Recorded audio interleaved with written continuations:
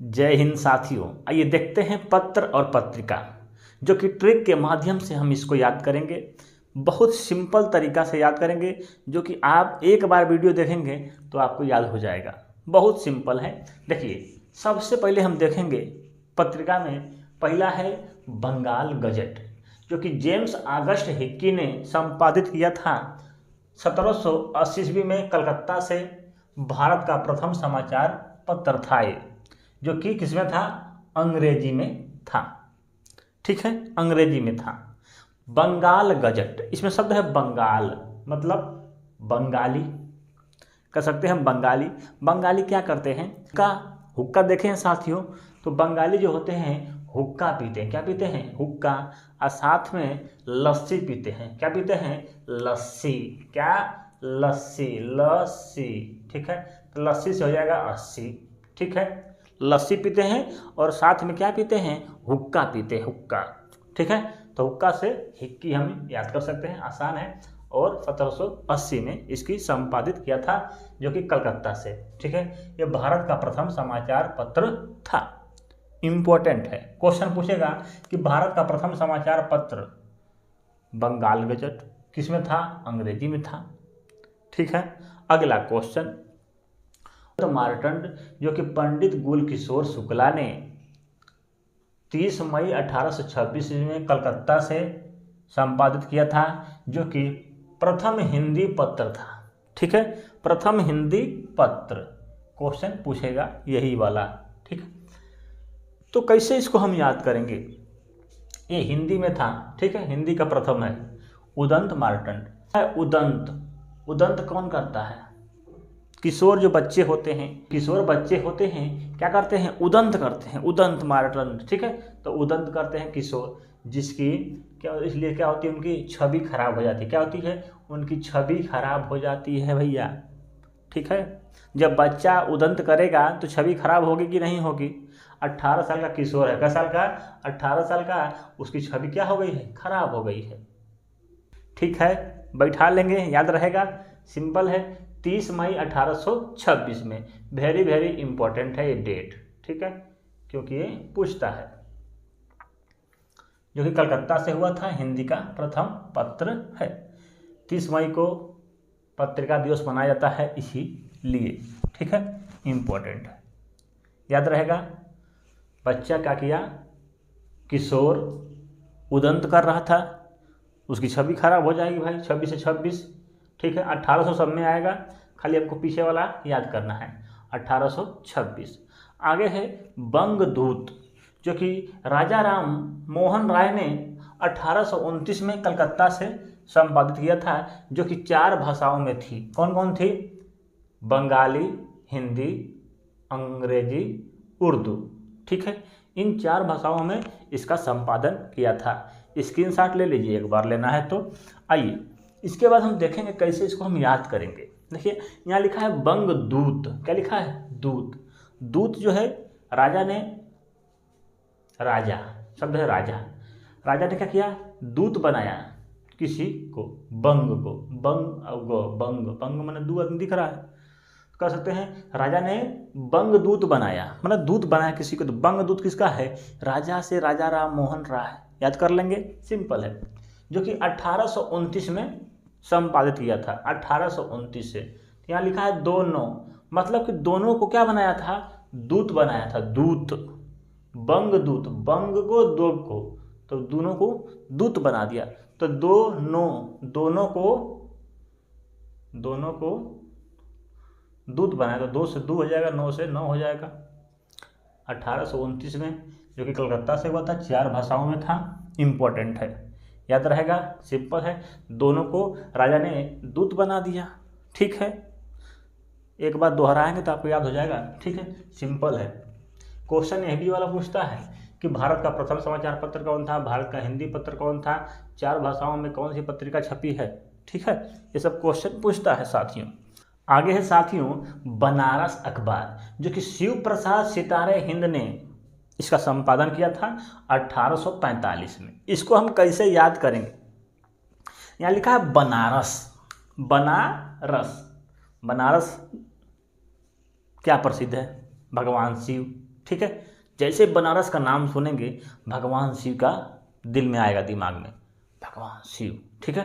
तो शिव से शिव याद रहेगा। तो बनारस में क्या मिलता है? शिव जी का प्रसाद मिलता है भाई। बनारस में क्या मिलता है? शिव जी का प्रसाद मिलता है, याद रहेगा, सिंपल है। अब है 1845 में इसका संपादन हुआ था। तो कैसे इस डेट को याद करें? डेट याद नहीं होता है, लेकिन हम आपको याद कराते हैं कैसे। देखिए लिखा है बनारस, मतलब बनारस, बनारस। इस अखबार की शुरुआत जो है, इसका संपादन 1845 में हुआ था। तो यहाँ लिखा है 45, मतलब हम कह सकते हैं, क्या कह सकते हैं कि पतेली, पतेली माने 45, पतेली, पतेली देखे हैं साथियों, एक होता है पतेली, उसी में हम बनारस को डाल के पीते हैं।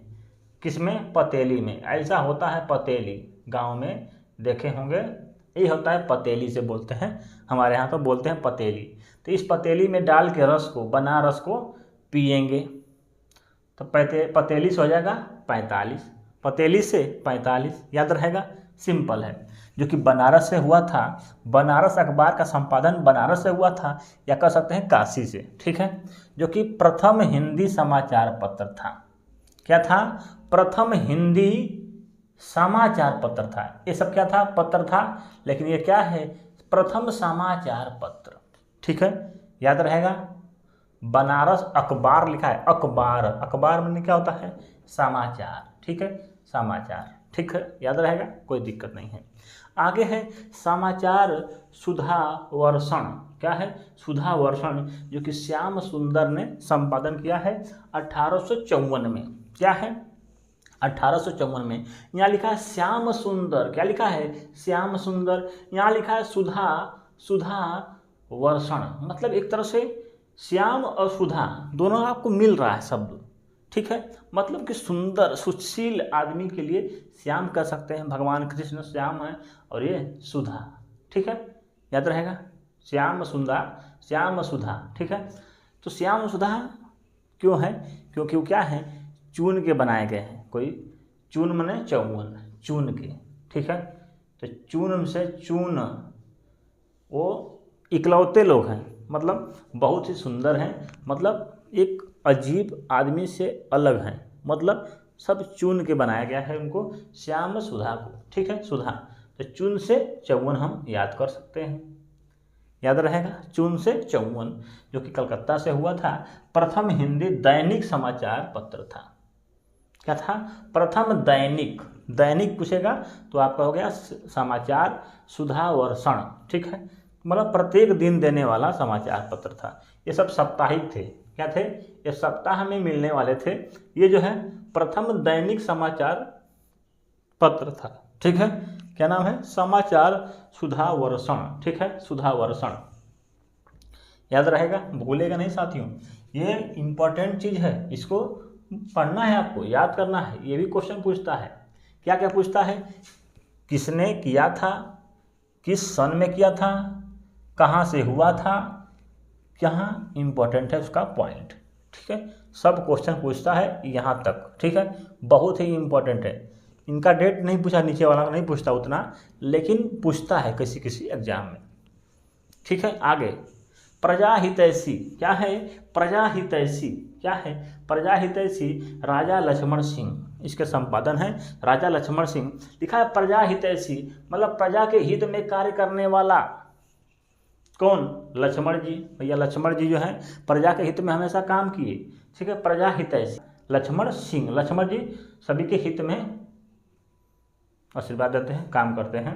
यहाँ लिखा है 55, मतलब 5-5 लाख रुपये प्रजा को, ये लक्ष्मण जी, राजा लक्ष्मण जी सबको 5-5 लाख रुपया दे दिए। प्रजा के हित में भैया था, हित में, तो सबको 5-5 लाख रुपया दे दिए। 5 से 55 याद रहेगा। जो कि ये आगरा से संपादन हुआ था।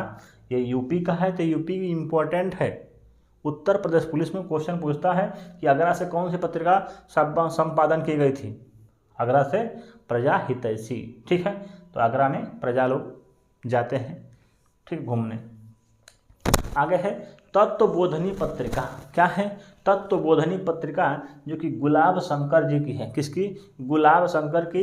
1865 में इसका संपादन हुआ था, जो कि बरेली से। कहाँ से? बरेली। ठीक है, तो बरेली के बाजार में क्या मिलता है बताइए? गुलाब मिलता है, मान लेते हैं। ठीक है, मिलता है या नहीं मिलता है? मिलता तो हर जगह है, लेकिन हम मानते हैं कि गुलाब बरेली के बाजार में मिलता है, जो कि पैसा से मिलता है। कैसे मिलता है? पैसा से मिलता है। तो पैसा से 65 हम याद कर सकते हैं। ठीक है, गुलाब मिलता है, और जो गुलाब जो है वो जिसके पास खेती होती है उसका जो क्या होगा, वो बहुत धनी होता है, धनी, तत्वबोधनी। ठीक है, इतना धनी हो गया है गुलाब बेच बेच के, इतना उसके पास पैसा हो गया, क्या करेगा भाई? बरेली का कोई आदमी है, इतना धनी हो गया है गुलाब बेच बेच के, पैसा से 65, 1865 याद रहेगा, सिंपल है। आगे है हिंदी प्रदीप, जो कि बालकृष्ण भट्ट का है। 1877 में इलाहाबाद से हुआ था। कहाँ से? इलाहाबाद से। ठीक है, ये डेट इम्पोर्टेंट नहीं था, लेकिन मैं इलाहाबाद देख के लिखा हूँ, क्योंकि ये इलाहाबाद से है, यूपी स्पेशल के लिए इम्पोर्टेंट है। क्या है? हिंदी प्रदीप। तो जो बच्चा इलाहाबाद में पढ़ता है वो क्या होता है? एक प्रदीप की तरह जलता रहता है, प्रदीप की तरह रात भर दिन भर पढ़ता रहता है, एक दीप की तरह हमेशा जलता रहता है जो इलाहाबाद में पढ़ता है। तो इलाहाबाद से हुआ था, याद रहेगा। ठीक है, अब बालकृष्ण भट्ट, मतलब प्रत्येक बालक सभी बालक प्रदीप की तरह जलते रहते हैं, जो कि इलाहाबाद में जो पढ़ते हैं। डेट इम्पॉर्टेंट नहीं है, लेकिन याद करना है तो याद कर सकते हैं। 7 घंटा पढ़ता है आदमी। ठीक है, बैठाएंगे तो बैठ जाएगा, कोई बड़ी बात नहीं है। इस तरह से हम इसको पढ़ सकते हैं।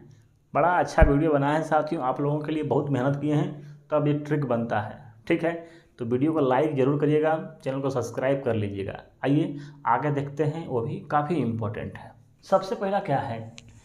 कवि बचन सुधा। क्या है?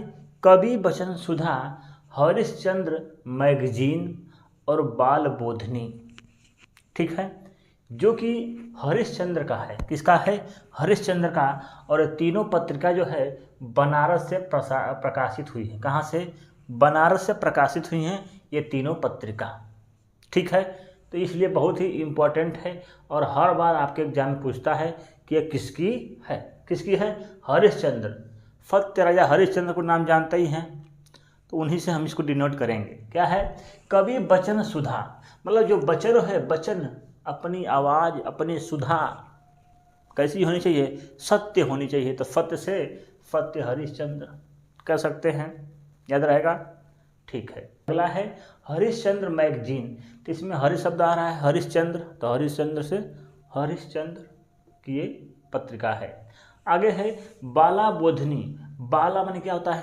बच्चे, बालक। बाला बोधनी माने बालक, तो कह सकते हैं बालक हमेशा सत्य बोलते हैं। तो सत्य से फत्य राजा हरिश्चंद्र, ऐसे हम याद कर सकते हैं। हरिश्चंद्र लिखा हुआ है तो खाली आपको समझना है कि हरिश्चंद्र, सत्य राजा हरिश्चंद्र। ठीक है, उसी से हम इनको तीनों को याद कर सकते हैं। ये तीनों बनारस से प्रकाशित हुई थी, इसलिए बहुत ही इम्पोर्टेंट है। हरिश्चंद्र मैगजीन जो है 1873 में, और बाल बोधनी 1874 में। ठीक है, ये 73 या 74। इसमें लिखा है हरिश्चंद्र मैगजीन, इसमें ह जो दिख रहा है, ह ये कैसा दिख रहा है? 3 की तरह दिख रहा है, तो हम इसको याद कर सकते हैं 1873। ठीक है, 73 के बाद 74 में हम बाला बोधनी। इसमें लिखा है सुधा, और सुधा में देखिए जो ये दिख रहा है सु मने 6 कह सकते हैं, और जो ध दिख रहा है, ध ये 8 की तरह दिख रहा है, तो हो सकता है 68। ऐसे हम इसको याद कर सकते हैं, कोई दिक्कत नहीं है। ये 73 में, ये 74 में, थोड़ा सा ध्यान देंगे तो आपको याद रहेगा दोनों। आगे है आनंद कादम्बनी और नगरी नीरद, जो कि 1881 में और ये 1893 में प्रकाशित हुई थी, जिसके संपादक थे बदरी नारायण चौधरी।